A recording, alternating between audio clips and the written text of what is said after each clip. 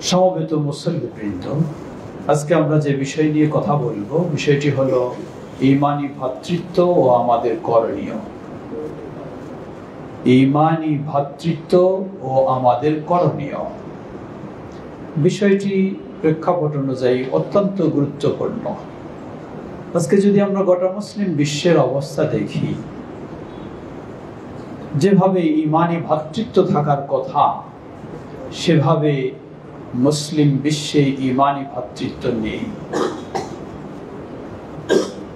কখনো ভৌগোলিক দিক থেকে আমরা বিভক্ত হয়ে গেছি, কখনো ভাষাগত দিক থেকে বিভক্ত হয়ে গেছি, কখনো কালচারগত দিক থেকে বিভক্ত হয়ে গেছি, কখনো বিভিন্ন রাজনৈতিক দলের দিক থেকে বিভক্ত হয়ে গেছি, কখনো বিভিন্ন তরিকার দিক থেকে বিভক্ত হয়ে গেছি।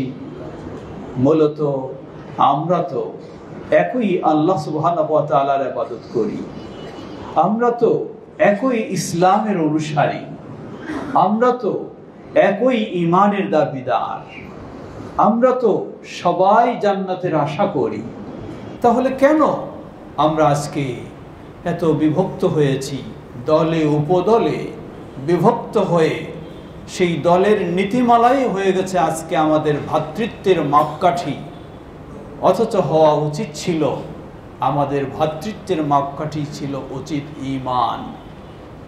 ঈমানের দৃষ্টিকোণ থেকে একজন আরেকজনকে বন্ধু হিসাবে গ্রহণ করবে, ঈমানের দৃষ্টিকোণ থেকে একজন আরেকজনকে ভালোবাসবে, ঈমানের দৃষ্টিকোণ থেকে একজন আরেকজনের পাশে দাঁড়াবে, ঈমানের দৃষ্টিকোণ থেকে একজন আরেকজনের সাথে সহমত পোষণ করবে। এটাই হওয়া উচিত ছিল। তাই আসুন আমরা একটু জানার চেষ্টা করি এবং নিজেদেরকে সেই ঈমানী ভ্রাতৃত্বে আমাদের বন্ধনকে আরও মজবুত করার চেষ্টা করি। আশা করা যাবে এই বন্ধনেই আমাদেরকে দুনিয়ার বিভক্তি, হিংসা, বিদ্বেষ সব কিছু থেকে মুক্ত করবে এবং আমাদেরকে জান্নাতে নিয়ে যাবে ইনশাআল্লাহ।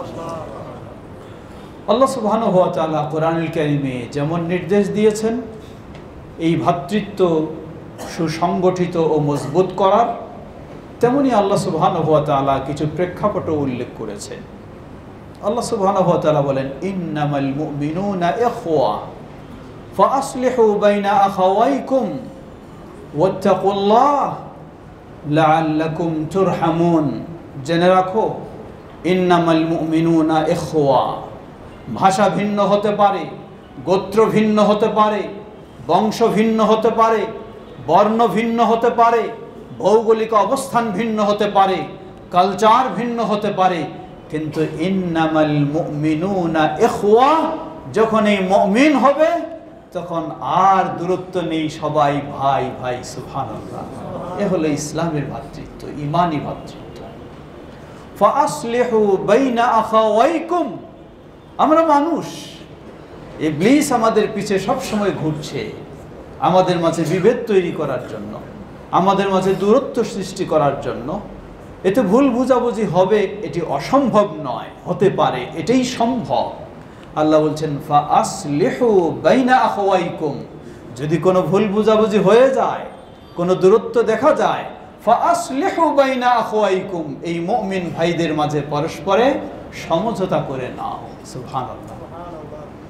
এরপরে আবার আল্লাহ বলছেন, ওয়াত্তাকুল্লাহ, জেনে রাখো, আল্লাহকে ভয় করো, লাআল্লাকুম তুরহামুন, আশা করা যায় তোমরা আল্লাহর দয়া প্রাপ্ত হবে। সব কিছুর মূলে আল্লাহকে ভয় করা। আল্লাহকে যদি আমি ভয় না করি, আমার মুখ দিয়ে একরকম কথা বলবো, আমার ভিতরে আরেক রকম চিন্তা থাকবে। মুখে আপনার সাথে খুব বন্ধুত্ব, ভ্রাতৃত্ব আমি প্রকাশ করছি, কিন্তু আমার ভিতরে চিন্তা হলো সুযোগ পেলে আপনারে দেখে আমি ছাড়বো। হ্যাঁ, ঠিক কিনা? এটা তখন দূর হতে পারে, আমার মুখের কথা আর ভিতরের অবস্থা এক হতে পারে। আল্লাহ বলছেন, ফাত্তাকুল্লাহ, আল্লাহকে ভয় করো। সেই আল্লাহর ভয় যদি আমাদের ভিতরে থাকে, যে আমাকে তো সব কিছু ছেড়ে আল্লাহর কাছে যেতেই হবে, এই ভয় যদি আমার কাছে থাকে, আল্লাহর কাছে আমাকে হিসাব দিতেই হবে, আল্লাহর কাছে আমাকে জবাবদিহির সম্মুখীন হতেই হবে। মানুষ আমার ভিতরের খবর জানুক আর না জানুক, জানেন আল্লাহ সুবহানাহু ওয়া তাআলা। এই ভয় যখন সকলের ভিতরে থাকবে তখন এই সকলেরই মুখের কথা আর ভিতরের অবস্থা এক হওয়া সম্ভব হবে। আল্লাহ আমাদের সকলকে সে তৌফিক দান করুন। আল্লাহ রাব্বুল আলামিন বিভিন্ন প্রেক্ষাপট উল্লেখ করে বলেছেন। আল্লাহ বলছেন সূরা আলে ইমরান 103 নম্বর আয়াত, ওয়া'তাসিমু বিহাবলিল্লাহি জামিআ ওয়ালা তাফাররাকু واذكروا نعمة الله عليكم إذ كنتم أعداء فألف بين قلوبكم فأصبحتم بنعمته إخوانا। আল্লাহ বলছেন ওয়া'তাসিমু বিহাবলিল্লাহি জামিআ ওয়ালা তাফাররাকু। দুইটা কথা বললেন। প্রথম নির্দেশ দিলেন তোমরা ঐক্যবদ্ধ হয়ে আল্লাহর রজ্জুকে আঁকড়ে ধরো, ঐক্যবদ্ধ হয়ে, বিক্ষিপ্ত হয়ে নয়, বিচ্ছিন্ন হয়ে নয়। দ্বিতীয় আবার বললেন ওয়ালা তাফাররাকু, ঐক্যবদ্ধ হওয়ার নির্দেশ দেওয়া মানেই হলো বিচ্ছিন্ন হওয়া যাবে না, কিন্তু আবার বললেন ওয়ালা তাফাররাকু, তোমরা বিচ্ছিন্ন বিক্ষিপ্ত হয়েও না। ছোট্ট একটি স্মরণ করে দিই, ঐক্যবদ্ধ কিসের ভিত্তিতে হব? সবারই একটা চিন্তা রয়েছে, সবারই একটা নীতিমালা রয়েছে, সবারই একটা ভিন্ন ভিন্ন মতবাদ রয়েছে, ভিন্ন ভিন্ন গ্রুপ রয়েছে, ভিন্ন ভিন্ন দল রয়েছে। সবাই চাই, আমি চাই যে আমার দলের ভিত্তিতেই ঐক্যবদ্ধ হব, আপনি চান আপনার দলের ভিত্তিতেই ঐক্যবদ্ধ হবে, আরেকজন চায় তার দলের ভিত্তিতেই ঐক্যবদ্ধ হবে। কিয়ামত পর্যন্ত ঐক্যবদ্ধ হওয়া সম্ভব হবে না। এজন্য ফিরে যেতে হবে আল্লাহর কথায়। আল্লাহ কি বলেন? ওয়া'তাসিমু বিহাবলিল্লাহ, তোমরা ঐক্যবদ্ধ হয়ে সকলে আল্লাহর রজ্জুকে আঁকড়ে ধরো।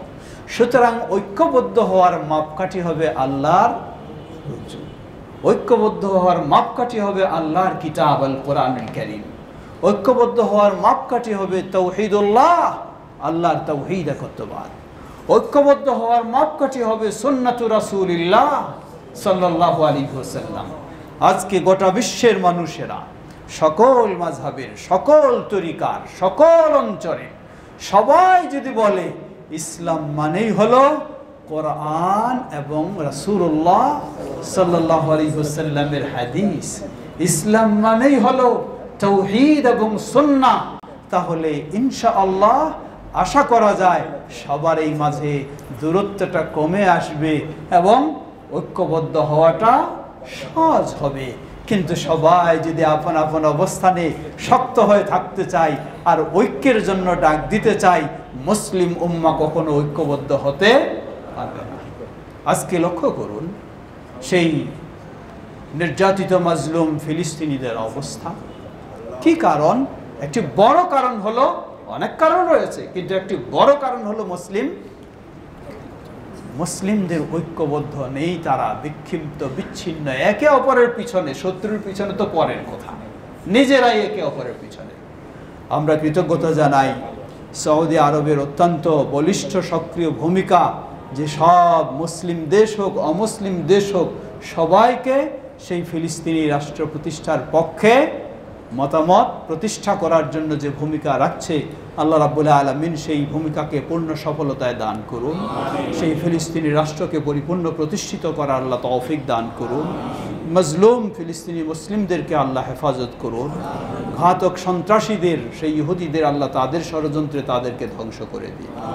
মুসলিম উম্মাহকে তাওহীদ ও সুন্নাহর আলোকে ঐক্যবদ্ধ হওয়ার তৌফিক দান করুন। আল্লাহ বলছেন ওয়া'তাসিমু বিহাবলিল্লাহি জামিআ ওয়ালা তাফাররাকু ওয়াযকুরু নি'মাতাল্লাহ, স্মরণ করো তোমরা সেই আল্লাহর নিয়ামতকে। ইয কুনতুম আ'দাআ, যখন তোমরা একে অপরের শত্রু ছিলে। ফাআল্লাফা বাইনা কুলুবিকুম, আল্লাহ সুবহানাহু ওয়া তাআলা তোমাদের হৃদয়ের একজনের আরেকজনের প্রতি ভ্রাতৃত্ব বন্ধুত্ব আল্লাহ তৈরি করে দিলেন। ফাআসবাহতুম বিনি'মাতিহি ইখওয়ানা, ফলে তোমরা আল্লাহর নিয়ামতের মাধ্যমে পরস্পরে ভাইয়ে ভাইয়ে ছিলে, শত্রু শত্রু হয়ে গেলে পরস্পরে ভাইয়ে ভাইয়ে। সুবহানাল্লাহ। এই আয়াতটি নাজিল হয় মদিনায় এসে আউস এবং খাজরাজ দুটি প্রসিদ্ধ গোত্র, তাদের মাঝে কত কলহ, কত ঝগড়া, কত বিবাদ, কিন্তু যখন তারা ইসলাম পেয়েছে সব কলহ বিবাদ দূর হয়ে গেছে, ইসলামে তাদেরকে ভাই ভাই করে দিয়েছে, সুবহানাল্লাহ। কিন্তু এরপরেও ইহুদিরা এসে তাদেরকে উস্কানি দেয়, তোমরা আজকে এত খুব বন্ধুত্ব তৈরি হয়ে গেছে, তোমরা না ছিল ওই খাজরাজের মানুষ, তোমরা না ছিল ওই আউস গোত্রের মানুষ, তোমাদের মাঝে এই ছিল, আজকে তোমরা এত বন্ধু হয়ে গেলা। আল্লাহ সুবহানাহু ওয়া তাআলা তখন এই আয়াত নাজিল করেন, ওয়াদকুরু, স্মরণ করো সেই সময়ের কথা যখন তোমরা পরস্পরে শত্রু ছিলে, তোমাদের কাছে আল্লাহর নিয়ামত ইসলাম আসার কারণে তোমরা বন্ধু হয়ে গেলে। কেমন শত্রু? তোমরা শত্রু শুধু এমন নয়, শত্রু থাকতে থাকতে তোমরা জাহান্নামের কিনারায় পর্যন্ত পৌঁছে গেছিলে। ফাআনকাযাকুম মিনহা, আল্লাহ সুবহানাহু ওয়া তাআলা তোমাদেরকে সেই জাহান্নামের কিনারা থেকে ঈমানের মাধ্যমে, ইসলামের মাধ্যমে সেটা থেকে মুক্ত করেছেন, সুবহানাল্লাহ। সুতরাং জাহান্নাম থেকে মুক্ত হওয়ার বাঁচার পথ হলো একটি, সেটি হলো ঈমানি ভ্রাতৃত্ব।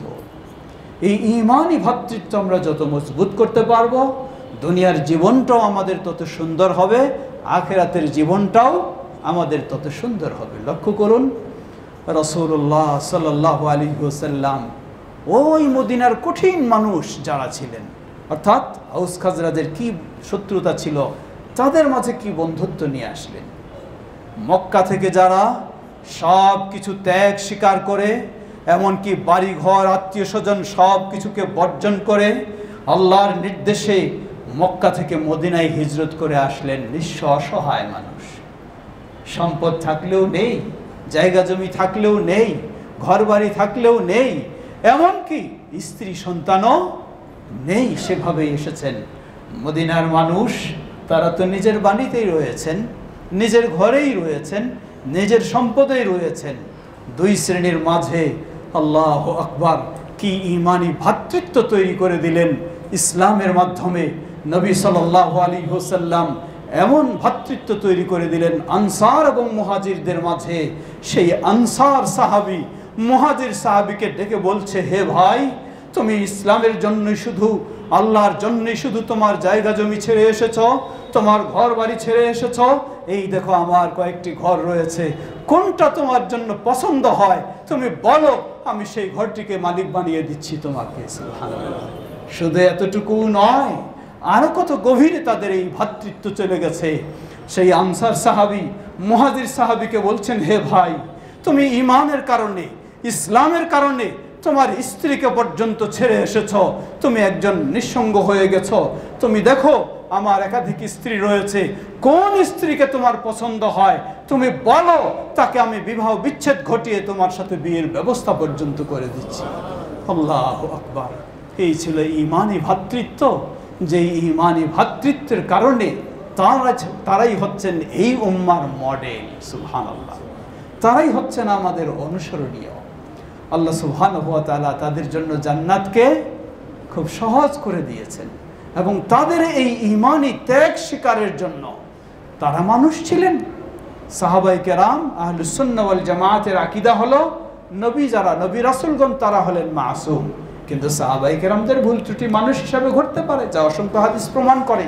কিন্তু আল্লাহ সুবহানাহু ওয়া তাআলা তাদেরকে এমন মর্যাদা দিয়েছেন, তারা প্রাথমিক জীবনে, প্রাথমিক ইসলামের সুযোগে সময়ে ইসলামের জন্য এই অবদান রাখাতে রাদিয়াল্লাহু আনহুম ওয়া রাদু আনহু, আল্লাহ তাদের প্রতি পরিপূর্ণ সন্তুষ্ট হয়েছেন, তারাও আল্লাহর প্রতি পরিপূর্ণ সন্তুষ্ট। আল্লাহ দুনিয়ার জীবনে তাদের সব ভুল ত্রুটিকে ক্ষমা করে দিয়েছেন। সুবহানাল্লাহ। তাই সাহাবায়ে কেরামের ক্ষেত্রে কোনো মন্তব্য করার সুযোগ নেই।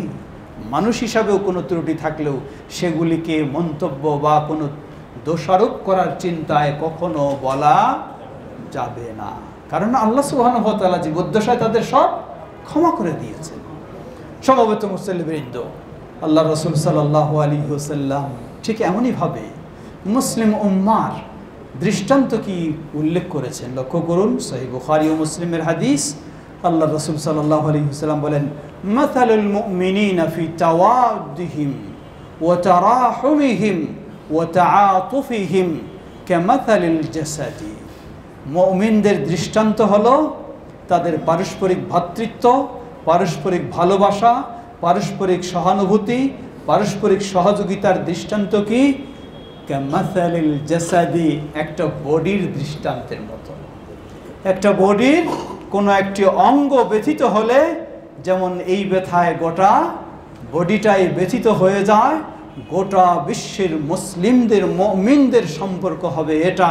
পৃথিবীর যে কোনো জায়গায় কোনো মুমিন যদি আক্রমণের শিকার হয়, ব্যথিত হয়, কষ্ট পায়, এতে গোটা বিশ্বের সকল মুমিনেরাই কষ্ট পাবে।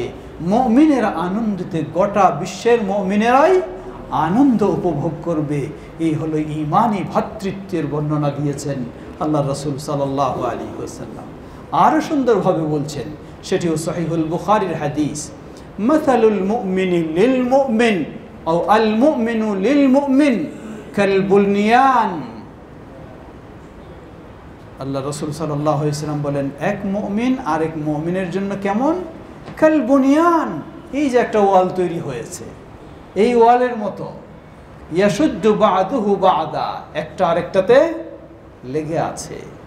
ওয়াশাব্বাকা বাইনা আসাবি'i, নবী সাল্লাল্লাহু আলাইহি ওয়াসাল্লাম আঙ্গুলগুলি একটা আরেকটার পরে ঢুকিয়ে দিলেন।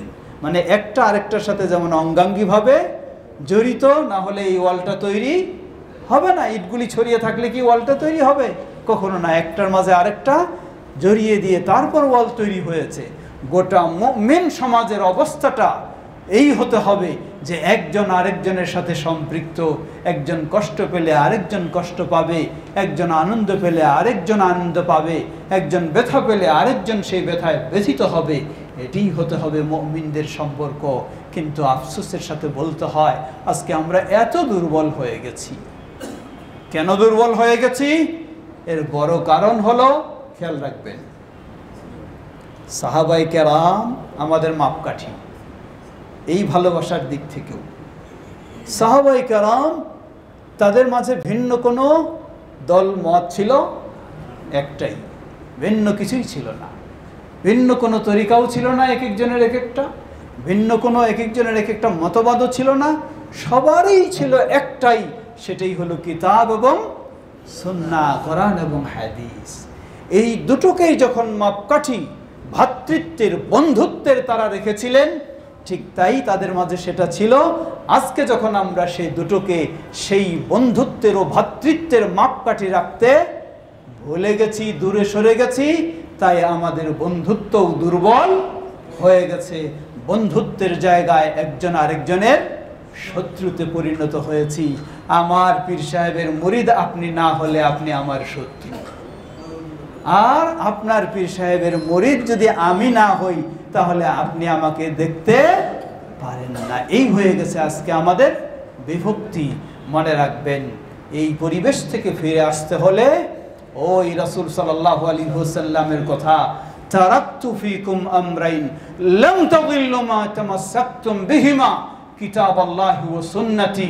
আমি রেখে গেলাম মাত্র তোমাদের মাঝে দুটি জিনিস, যতক্ষণ পর্যন্ত তোমরা এই দুটি জিনিসকে আঁকড়ে ধরবে ততক্ষণ পর্যন্ত কখনো পথভ্রষ্ট হবে না। একটি হলো আল্লাহর কিতাব আল কোরআনুল কারীম, অপরটি হলো নবী মুহাম্মদ সাল্লাল্লাহু আলাইহি ওয়াসাল্লামের সুন্নাহ। ইমাম আবু হানিফা রাহিমাহুল্লাহর বক্তব্য এই ধরনেরই, ইমাম মালিক রাহিমাহুল্লাহর বক্তব্য এই ধরনেরই, ইমাম শাফিঈ রাহিমাহুল্লাহর বক্তব্য এই ধরনেরই, ইমাম আহমদ বিন হাম্বল রাহিমাহুল্লাহর বক্তব্য এই ধরনেরই, ইমাম বুখারী রাহিমাহুল্লাহর বক্তব্য এই ধরনেরই, ইমাম মুসলিম রাহিমাহুল্লাহর বক্তব্য এই ধরনেরই। কিন্তু আজকে আমরা ভুল বুঝাবুঝি করে বিভিন্ন দল উপদলে বিভক্ত হয়ে আজকে আমাদের ভ্রাতৃত্ব, বন্ধুত্বকে আমরা নষ্ট করে ফেলেছি। আবারও উচিত আমাদের আল্লাহকে ভয় করে, জান্নাতের আশায় এবং দুনিয়ার জীবনেও মুসলিমদের মাঝে শান্তি ফিরিয়ে নিয়ে আসার আশায় আমাদেরকে সেই মাপকাঠির দিকে ফিরে এসে পারস্পরিক ভ্রাতৃত্বকে আরো আমাদেরকে মজবুত করতে হবে। আল্লাহ আমাদের সবাইকে সে তৌফিক দান করুন। আল্লাহ রাসূল সাল্লাল্লাহু আলাইহি ওয়াসাল্লাম কি বললেন? তিনি বললেন, কুনু ইবাদাল্লাহি ইখওয়ানা, হে আল্লাহর বান্দারা পরস্পর ভাই হয়ে যাও। আল মুসলিম ওয়া আখুল মুসলিম, একজন মুসলিম আরেকজন মুসলিমের শত্রু নাকি? একজন মুসলিম আরেকজন মুসলিমের ভাই, রক্তীয় সম্পর্কের চেয়েও গভীর সম্পর্কের ভাই।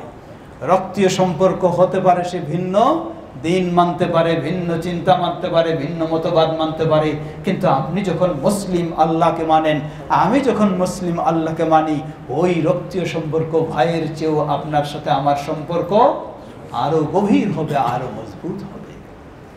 আল মুসলিম আখুল মুসলিম লা ইয়াযলিমুহু, এক মুসলিম আরেক মুসলিমের প্রতি জুলুম অবিচার করতে পারে না। ওয়ালা ইয়াখযুলুহু, কখনো তাকে তিরস্কার ঠাট্টা বিদ্রুপ লাঞ্ছনা দিতে পারে না। ওয়ালা ইউসলিমুহু, তাকে কখনো বিপদে ফেলে রাখতে পারে না। আজকে আমাদের অবস্থাটা কি দেখুন, একটু স্বার্থের যদি কম বেশি হয়ে যায় তাহলে মুসলিম হন আর কি হন না সেটা যায় আসে না, আপনাকে একটু সাইজ করতেই হবে। লা হাওলা ওয়ালা কুওয়াতা ইল্লা বিল্লাহ। কত কঠিন পর্যায়ে আমরা চলে গেছি। ফিরে আসি, আল্লাহর ভয় আমরা যত বৃদ্ধি করব তত আমাদের পারস্পরিক এই দূরত্ব দূর হবে, আন্তরিকতা তত আমাদের বৃদ্ধি হবে। আল্লাহ রাসূল সাল্লাল্লাহু আলাইহি ওয়াসাল্লাম সেই হাদিসে আবারও বললেন, আল মুসলিমু আখুল মুসলিম, আল মুসলিমু আলাল মুসলিমি হারামুন দামুহু ওয়া মালুহু ওয়া ইরদুহু, একজন মুসলিম আরেকজন মুসলিমের দুজনের মাঝে একে অপরের রক্ত হারাম, একে অপরের সম্পদ অন্যায়ভাবে হরণ করা হারাম, একে অপরের মানহানি করাও হারাম। সবাই সবাইকে সম্মান করবে, সবাই সবারের সম্মান, সবাই সবারের সম্পদ লক্ষ্য রাখবে। এটি হলো একজন মুমিন একজন মুসলিমের করণীয় কর্তব্য। আমরা যেন আল্লাহ রাসূল সাল্লাল্লাহু আলাইহি ওয়াসাল্লামের সেই তৈরি করে দেওয়া আল্লাহর দেওয়া সেই ঈমানি ভ্রাতৃত্বকে আরো মজবুত করে আমাদের পারস্পরিক সম্পর্ককে সুন্দর করতে পারি। আল্লাহ আমাদের সবাইকে সে তৌফিক দান করুন। গোটা বিশ্বের মুসলিমদের মাঝে যেন এই ভ্রাতৃত্ব ফিরে আসে, আল্লাহ আমাদের জন্য সেটি সহজ করে দিন। আর ভ্রাতৃত্বের মাপকাঠি হবে কোরআন এবং হাদিস, ভ্রাতৃত্বের মাপকাঠি হবে তাওহীদ এবং সুন্নাহ। একজন শিরকে লিপ্ত হবে আরেকজন তাওহীদের পথে থাকবে, কখনোই তো ভ্রাতৃত্ব তৈরি হওয়া সম্ভব নয়। একজন সুন্নাতে থাকবে আরেকজন বেদাতে লিপ্ত হয়ে থাকবে, তাহলে কখনোই ভ্রাতৃত্ব তৈরি করা সম্ভব নয়। এজন্য সকলের এই ভ্রাতৃত্বের মাপকাঠি হবে তাওহীদ, ভ্রাতৃত্বের মাপকাঠি হবে সুন্নাহ, ভ্রাতৃত্বের মাপকাঠি হবে আল্লাহর প্রতি ঈমান, ভ্রাতৃত্বের মাপকাঠি হবে কোরআনুল কারীম, ভ্রাতৃত্বের মাপকাঠি হবে রাসূলুল্লাহ সাল্লাল্লাহু আলাইহি ওয়াসাল্লামের হাদিস। লক্ষ্য করুন, মানুষের মাঝে ভুল বুঝাবুঝি হতেই পারে, মাসআলার ক্ষেত্রেও হতে পারে, কিন্তু ভ্রাতৃত্ব ঠিক রাখার জন্য আল্লাহ কি নির্দেশ দিয়েছেন? আল্লাহ বলছেন, ফাইন তানাযাআতুম ফি শাইইন ফারুদ্দুহু ইলাল্লাহি ওয়ার রাসূল, যদি তোমাদের মাঝে কোনো বিষয়ে দ্বিমত দেখা যায় তাহলে আমি আমার ইমাম সাহেবের দিকে, উনি ওনার ইমাম সাহেবের দিকে ফিরাই দিবে, তাই না? হ্যাঁ, আল্লাহ এটা বলেন নাই। যদি এটা হয় তাহলে কখনো দ্বন্দ্ব নিরসন হবে না, সমাধান কখনো আসবে না। আল্লাহ বলছেন, ফাইন তানাযাআতুম ফি শাইইন ফারুদ্দুহু ইলাল্লাহি ওয়ার রাসূল, যদি তোমাদের মাঝে ভুল বোঝাবুঝি হয়, বাকবিতণ্ড হয়, বিতর্ক হয়ে যায়, তাহলে এটাকে ফিরিয়ে দাও আল্লাহর দিকে এবং কার দিকে? আল্লাহর রাসূলের দিকে। আল্লাহর দিকে মানে আল্লাহর কিতাবের দিকে, আর রাসূলের দিকে মানে রাসূলের হাদিসের দিকে। এটাই হলো সমাধানের পথ। তাহলেই সুন্দর সমাধানও হবে এবং আমাদের ভ্রাতৃত্বও ঠিক থাকবে। সেই দিকে ফিরিয়ে না দিয়ে যদি ভিন্ন দিকে ফিরিয়ে দিতে চাই তাহলে সমাধানও খুঁজে পাওয়া যাবে না, ভ্রাতৃত্বও খুঁজে পাওয়া যাবে না। দিনে দিনে আমাদের দুর্বলতা দূরত্ব আরো বৃদ্ধি হতেই থাকবে। আল্লাহ আমাদের সঠিক পথে ফিরে আসার তৌফিক দান করুন। লক্ষ্য করুন, কয়েক মিনিট বাড়াতে বললেন, সেই হিসাবে বলি, কয়েকটি উদাহরণ দেই। লক্ষ্য করুন, আপনার বাড়িতে একজন মেহমান এসেছে, আপনি এই মেহমানটাকে কিভাবে মেহমানদারি করবেন? আপনি আপনার মাপকাঠি হলো কি? আপনি দেখবেন যে এই মানুষটা যদি ধনী মানুষ হয় তাহলে তাকে অনেক ভালো মেহমানদারি করাবেন, আর যদি এই মানুষটা গরিব মানুষ হয় তাহলে কোনো মতো দায় সারা তাকে মেহমানদারি করাবেন। সুবহানাল্লাহ, ইসলাম কি বলে দেখেন। ইসলাম বলে, আল্লাহ রাসূল সাল্লাল্লাহু আলাইহি ওয়াসাল্লাম বলেন, মান কানা ইউমিন বিল্লাহ ওয়াল ইয়াউমিল আখির ফালইউকরিম দাইফা মান কানা ইউমিন বিল্লাহ, যে আল্লাহর প্রতি ঈমান আনে, আখিরাতের প্রতি ঈমান আনে, তাহলে তার বাড়িতে কোনো মেহমান আসলে ধনী আর গরিব পার্থক্য নেই, তাকে মেহমানদারি করতেই হবে, সম্মান করতেই হবে। সুবহানাল্লাহ। কিসের মাপকাঠি এটা? ঈমানের মাপকাঠি। ঈমানের, যদি ঈমানদার আমি হই তাহলে। লক্ষ্য করুন আপনার প্রতিবেশী, আপনার প্রতিবেশীর সাথে আপনি কি করতে পারেন? সুযোগ হলে তার বাড়িটা সরায় দিয়ে আমি বাড়িটা বড় করে নিতে পারি, তাই না? এই হলো আমাদের অবস্থা। অথচ ঈমান কি বলে? আল্লাহ রাসূল সাল্লাল্লাহু আলাইহি ওয়াসাল্লাম বললেন, ওয়াল্লাহি লা ইউমিন, ওয়াল্লাহি লা ইউমিন, ওয়াল্লাহি লা ইউমিন। সাহাবীদেরকে নিয়ে তিনবার শক্ত করে বললেন আল্লাহর কসম করে বলছি ঈমানদার নয়, আল্লাহর কসম করে বলছি ঈমানদার নয়, আল্লাহর কসম করে বলছি ঈমানদার নয়। সাহাবায়ে কেরাম হতবাক হয়ে জিজ্ঞাসা করলেন, হে আল্লাহ রাসূল সাল্লাল্লাহু আলাইহি সাল্লাম, কাদের ক্ষেত্রে আপনি বলছেন ঈমানদার নয়? আল্লাহ রাসূল সাল্লাল্লাহু আলাইহি সাল্লাম বললেন, মান লাম ইয়ামান জারুহু বাওয়াইকা, ওই ব্যক্তি ঈমানদার নয় যেই ব্যক্তির প্রতিবেশী তার কষ্ট থেকে নিরাপদ নয়। সুবহানাল্লাহ, সুবহানাল্লাহ। কি কঠিন অবস্থা! এটাও ঈমানের বিষয়, এটাও ঈমানি বন্ধন, এটাও ঈমানের দিক।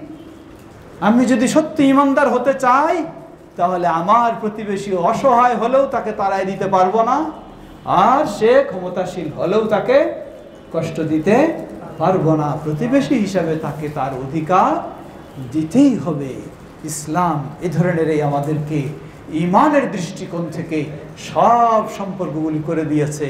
তাই আজকে যদি আমরা দলীয় দৃষ্টিকোণ থেকে না হয়ে, গ্রুপের দৃষ্টিকোণ থেকে না হয়ে, তরিকার দৃষ্টিকোণ থেকে না হয়ে, ঈমানের দৃষ্টিকোণ থেকে আমাদের মাঝে সম্পর্ক তৈরি করার চেষ্টা করি, তাহলে অবশ্যই আমরা সেই সাহাবীদের মতো সুন্দর ভ্রাতৃত্বে ফিরে আসতে পারবো ইনশাআল্লাহ। সেই ভালোবাসা আমাদের মাঝে বিরাজ করবে ইনশাআল্লাহ। সেই জান্নাতেরও আমরা সুসংবাদ লাভ করব ইনশাআল্লাহ। আল্লাহ আমাদের সকলকে সে পথেই কবুল করে নিন। আল্লাহ আমাদের জন্য সে পথটিকে সহজ করে দিন। আমাদের সন্তানদেরকেও যেন সেভাবে গড়ে তুলতে পারি, আল্লাহ আমাদের সে তৌফিক দান করুন। সুবহানাকাল্লাহুম্মা ওয়া বিহামদিকা আশহাদু আল্লা ইলাহা ইল্লা আনতা ওয়াস্তাগফিরুকা ওয়া আতুবু